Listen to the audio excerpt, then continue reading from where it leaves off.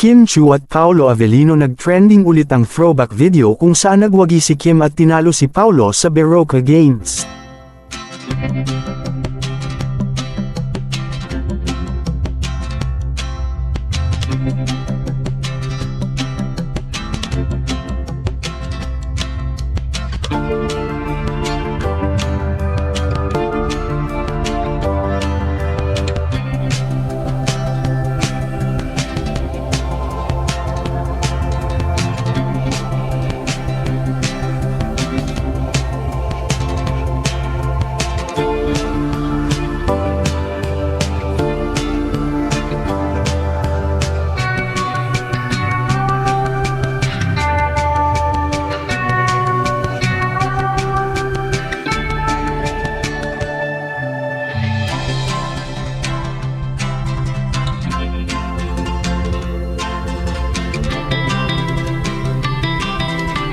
Iba talaga maglaro ang tadhana dahil marami na ding endorsement sina Kim Chu at Paolo Avellino na parehong nandoon sila sa event.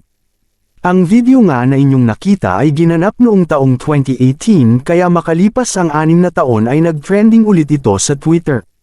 Paano ba naman kasi ay kahit hindi pa alam nila Kim Chu at Paolo Avellino na magiging love team sila 5 years later ay kitang-kita na natin ang paghanga ni Paolo Avellino kay Kim Chu. Sobrang lumalabas ang chemistry ng dalawa at playful lang ng magkasama. Kaya naman hindi lubos maisip ng mga fans na talagang itinadhana ang dalawa sa isa't isa dahil na rin sa mga coincidence na nangyari. Anong masasabi ninyo sa video na ito?